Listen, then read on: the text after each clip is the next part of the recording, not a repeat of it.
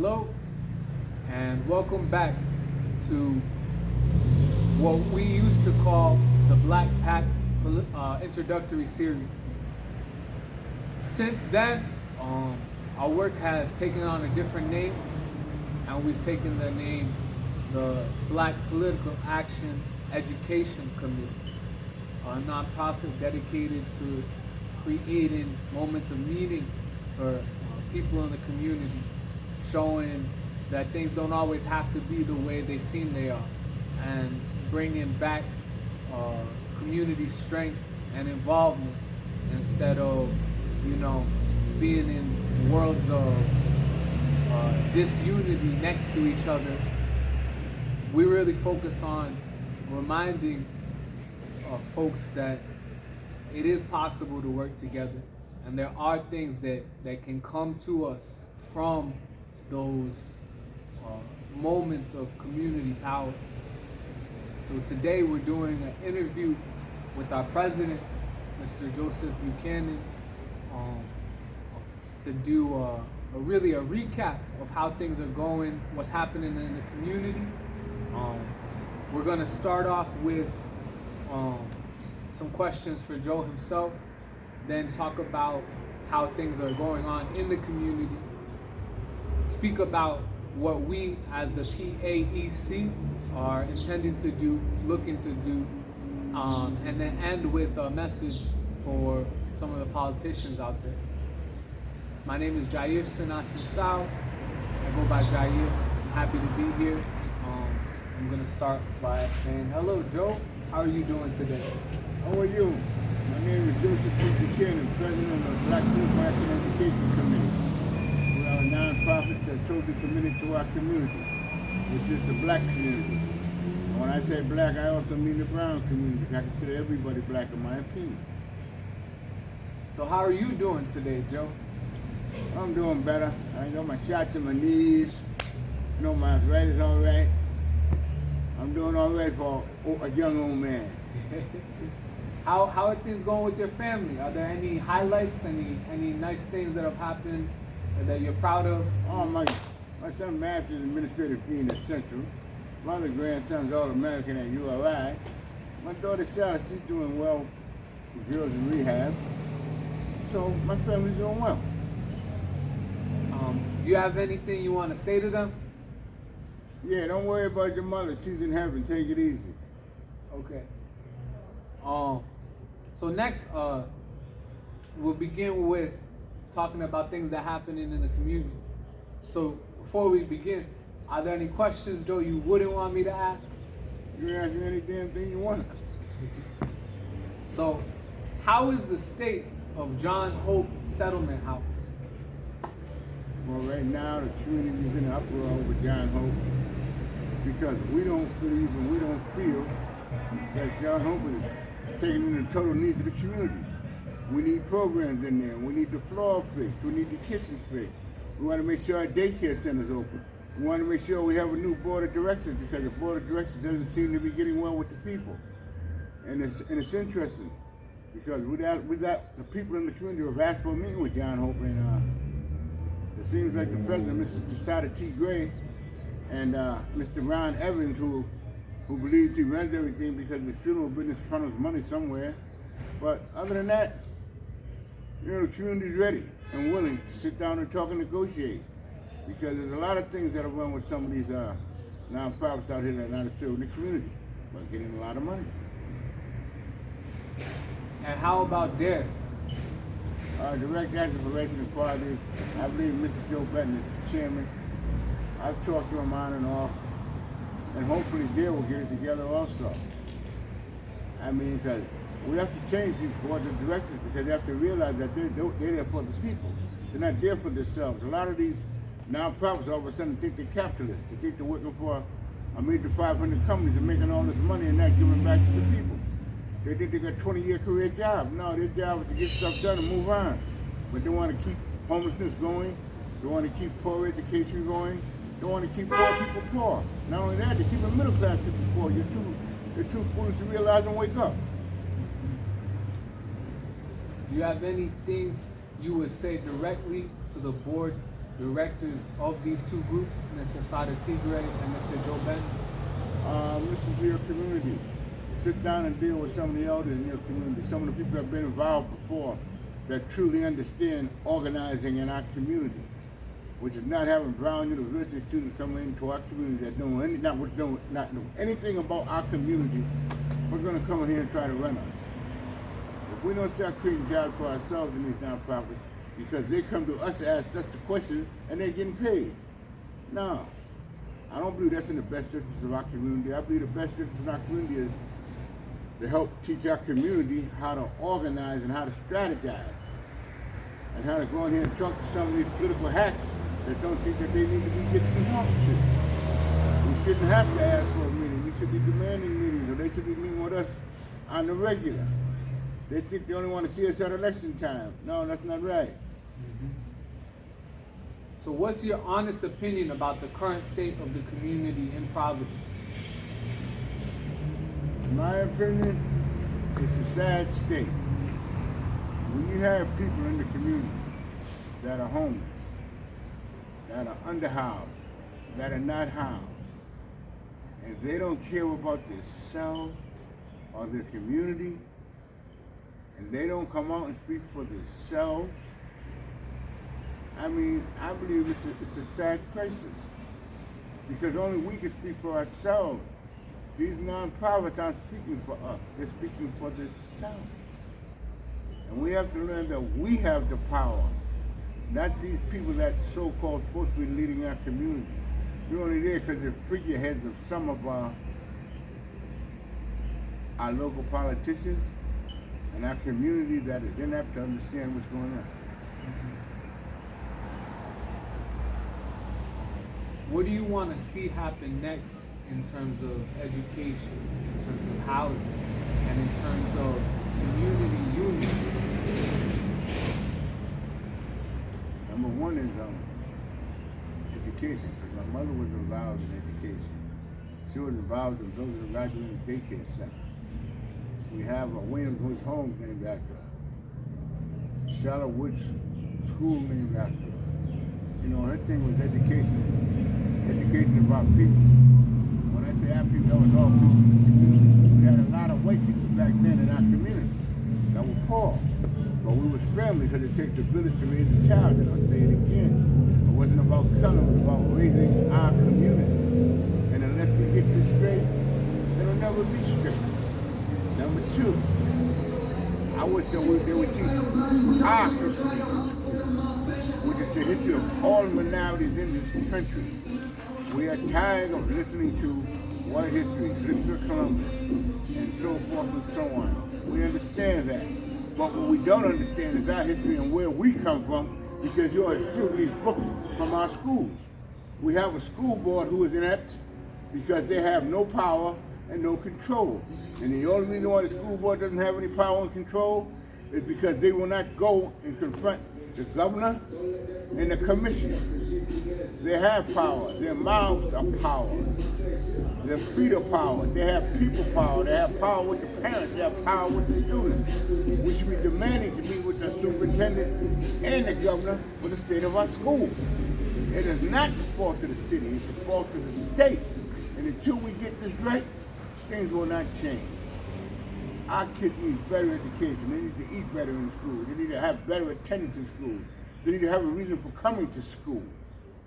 We need to have some of our community people to be resource officers, because some of these people that are treating our students very poorly in school because they don't understand where we come from. We have new teachers that are coming in here that are younger, that might be white, that might understand that community. We have people of color that are coming in here that might not understand that community because they come from affluent areas. And they really could give 2 cents about our kids and our area, in my opinion. Because if you look at the state of the education, you see I'm not lying. Do you feel like how do you feel about the situation with the 30 teachers that were being asked to leave out of a quick notice in the past few months? I would say the teachers union is weak. And the lawyer that represents the teacher, Mr. Coyer, should be doing his job. The union president should be doing their job. The union stewards should be doing their job. Man, they should be taking control of the school. But they're not, because they're running cahoots together. When you get the union heads, staff stewards, and the politicians all together, you have a problem, because they're not being loyal to their workers. And I'm talking about the union. The union stands for workers. And when you don't stand up for your workers, there is a problem. And when the teachers allow these things to happen to themselves when they know in advance, there's a problem. We need you teachers to stand up. We need you parents to stand up. We need you unions to stand up and stop playing these political games and making these deals. So for me, I say, let's go get them. I mean, because the rest of the city and the rest of the state is lazy, we don't have to be. When it comes to this upcoming election with the school board, how do you feel? Do you feel this is going to benefit or hurt the community? I feel like this elected school board is a joke. Anytime you have to raise over to $30,000 to $50,000 to run for a school board seat, that is 5 seats, one person represents 3 council areas, state rep, state senators. How is a novice going to win an election? How is an unknown person going to win an election? How are they going to allow somebody that's got a kid in private school to sit on a public education school board? They're in private school. I don't believe that they should be running. And personally, I think we should hold the mayor's feet to the fire with some of his appointments, because if no people of color get elected, then it's going to be up to the mayor to appoint some people. And I hope that the people in this city hold his feet to the fire, because we need to be represented by some of our people that have interest in our kids in public education. And I'm not talking about charter school. I'm talking about public schools. I know a lot of people out there might beg to differ with me, but I'm from public school. I'm from Mary Fogarty, Graduate Middle School, Central High School. So I understand the needs of the inner city students. I have kids I went to school. I have grandkids, great-grandkids, all go to public school. So unless we as parents, teachers and students stand up, we're going to have this same problem. Because they say it like this, closed mouths don't get fed. And that's why we haven't been fed in the community, because we've kept our mouths closed too long. So now we're going to talk a little bit about the Political Action Education Committee and what direction you might hope to move in. So you're the president of the PAEC. What kind of education opportunities are you looking to bring to young people in our area? I'm looking for them, first of all, to be respectful and educated of themselves and their surroundings. I'm looking for us to have black and brown books into our school, so we can totally understand our history. Because our children are reluctant to read some of our own books because of the way we've been brainwashed into our history. And we have to come to the realization that, look, we are black people in this country. We have rights. We have inventors. We have authors. We have knowledgeable black people that they should know about, that they should be reading about, that they should be proud about. And this is what I'm talking about when we're talking about pure, raw education. There should be adding and subtraction in our schools. There should be books ready and available for our students, any type of book they want. I know in this new era, there's some controversial books out there that they don't want them to read or see. Then make it age accountable then. I mean, I don't believe kids should be reading books that they're not age ready for. So again, it's up to the parents. If you take more initiative and more steps with your children, maybe they would be more respectful. If you stop being so lighthearted with your children, or stop them from being tardy in school, stop them from being absent, stop them from being late, then maybe we can make changes, because the teachers can't make changes by themselves. We have to have parents involved. We have to have students involved. And I know many of you might not like what I'm saying, but that's fine too. If it gets you mad enough to get you up off your behind to do something, then I've done my job. Because I'm not here to be liked. I'm here to get a job done. How would you feel about speaking in schools or with college students? I spoke in schools before and college before. You know, when some of the things I say, you know, is but the truth. You know, you have to come to the realization that everybody isn't going to speak as eloquent as you. You know, and I'm not an eloquent speaker. I believe I'm a forceful speaker. I'm a person that'll tell you the truth and it'll break your heart. Because most people don't want to hear the truth. They want to hear lies. They want to hear a good story. I want to tell you about life and what life is really about. Life is about pain.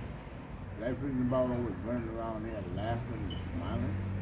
No, you have to learn how to endure pain, in my opinion. Because if you're always successful, then how are you going to know if you ever fail? And nobody's always successful, even though they claim to be. What are some examples of Black history that you want to see made publicly available and in every school? Like I said, I'd like to see the history of the Black Panthers, the true history, when they started the first food program. I'd like for them to do a history of core Congress of racial equality so people would truly know what it was. I'd like for people to truly understand the NAACP, which is the National Adventure for Colored People. We're not colored anymore, but we're still using float. I wish that people would just get along, you know? And I definitely wish we would talk about more women's issues. Such as? Because our women in our schools, in my opinion, they don't know how to cook for themselves. They don't know how to cook for themselves? A lot of our young women are having children, you know, they need to be nurtured. And some of them need training with the children. But then again, how are you gonna have somebody train a child that never has a child? Because we got a lot of experts out here, right? We got drug experts. We have pregnancy experts. We got children's experts. None of them have been pregnant. None of them have had a child. You know, but they're gonna tell us how to raise ours. Come on. They're gonna tell you to force the child, but you haven't forced one.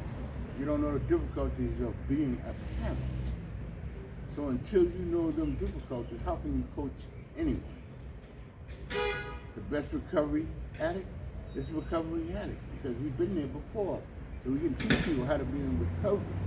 Now, whether they stay there long term, again, it's the will. If you have the will, you can do anything. But if you don't, you won't.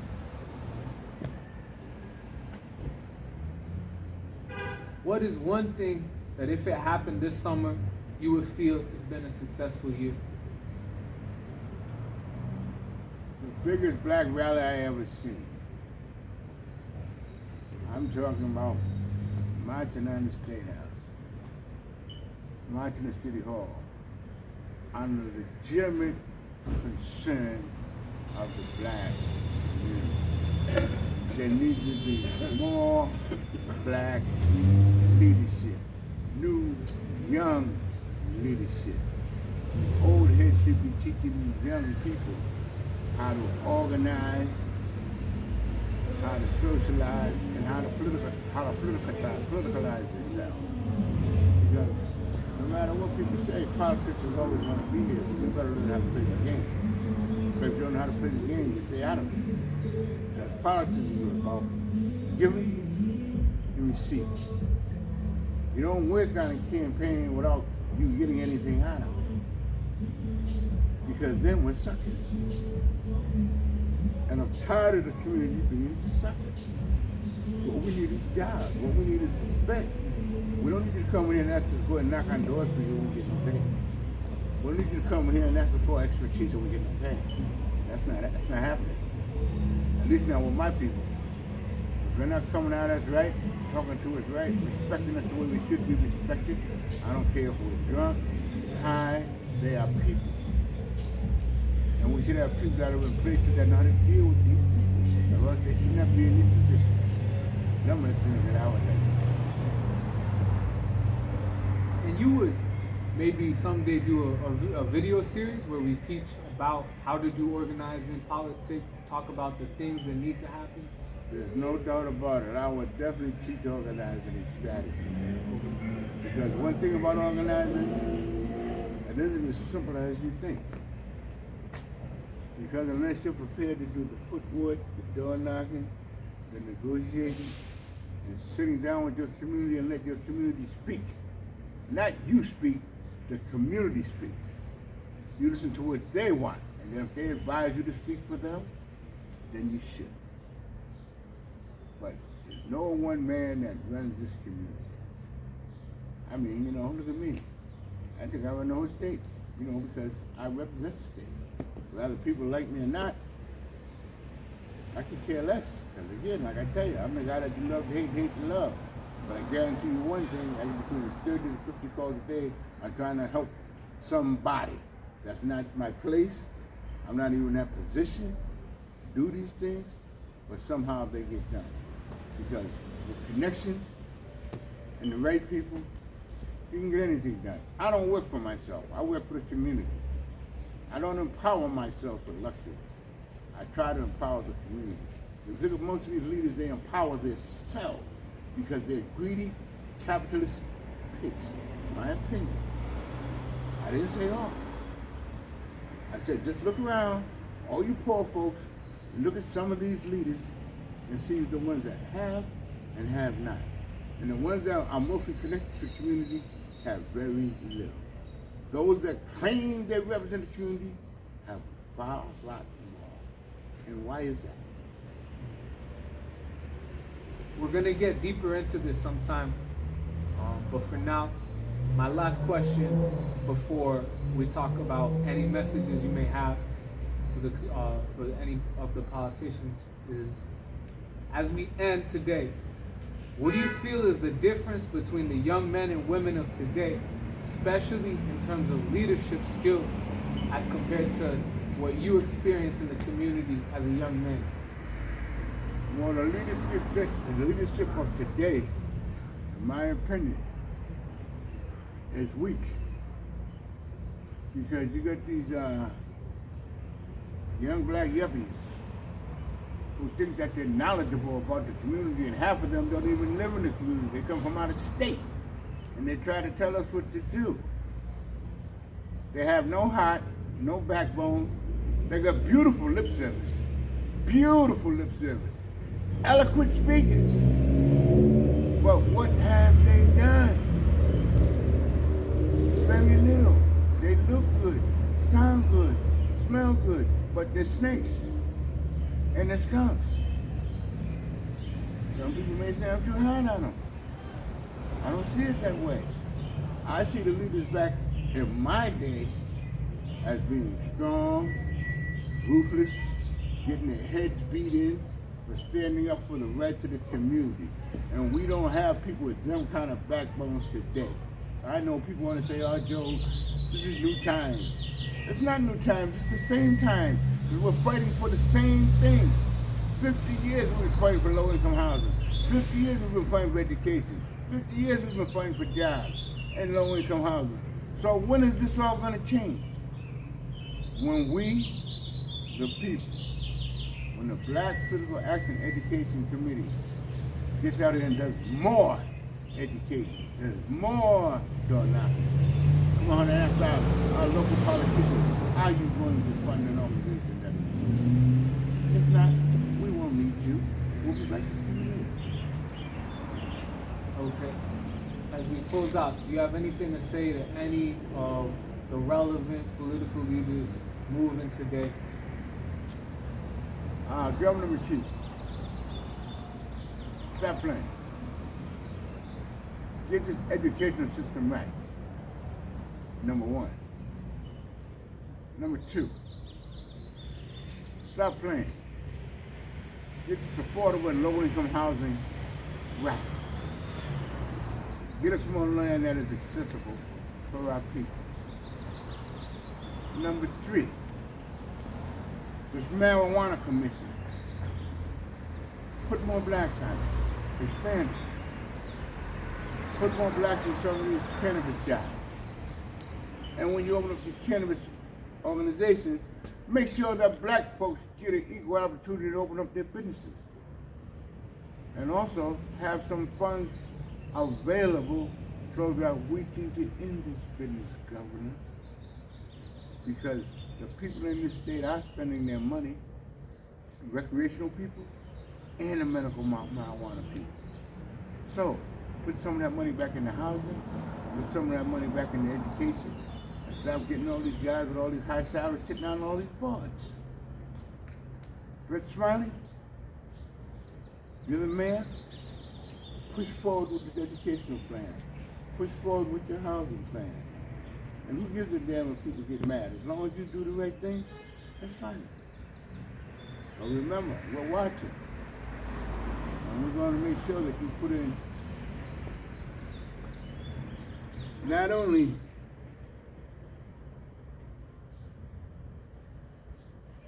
people in the gay and lesbian community, but also the black and brown community. Because if this is going to be equal representation all over this board, then let's make it that way.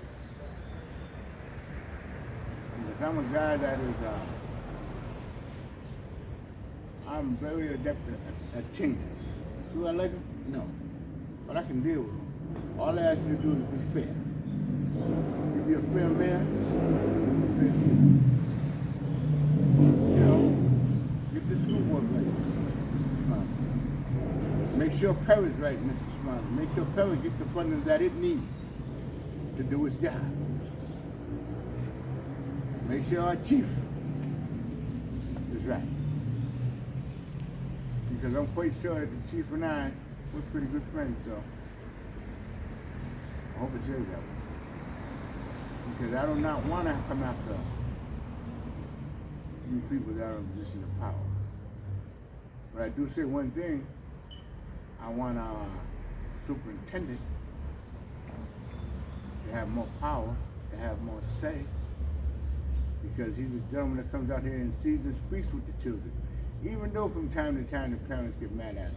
Again, it's not his fault. He doesn't have the power that we think he has. It's the commissioner and the governor. Anything else, Mr.? Do you have anything to say to Commissioner Fonte Green? I couldn't say what I want to say to her on tape because I try to see her in person as a gentleman and she refuses to see me. So therefore I say, if you don't have anything nice to say, don't say it. I will say though that it's a shame that it has to be this way. It's a shame that some folks might find me a little hostile or hospitable. But when you're dealing with a crisis situation in your community, there's no way you can be nice. There's no way you can sit back and allow the thing to happen in our community to happen without saying anything. We got noise ordinance. Fix it, man. You know what I mean? Stop the noise. You can hear it right now. Right there, people need to sleep at night. People need to sleep on the weekend. And they can't do it. And I'm quite sure you don't want me to bring them people to you, Mr. Mayor. So, Mr. Smiley, my friend, my mayor, Governor McKee, my governor, And matter of fact, Sabina Matos, you're not out of the wind yet either. Let's get this housing going. You got some power, girl. And you too, Rachel Miller. Work your magic up there in the city council. And the rest of these mayors around the city and state, do your job. Low-income housing should be in every area of this state, as well as Section 8. Because if it's not, then that's housing discrimination that we are letting go by. God bless you. I'm out. Thank you. This has been another part of our educational attempts to give people a chance to hear real voices. We're going to be speaking more, having more people speak as well, and doing our best to show people the impact of their voices, souls, and energy. Thank you again, and good night.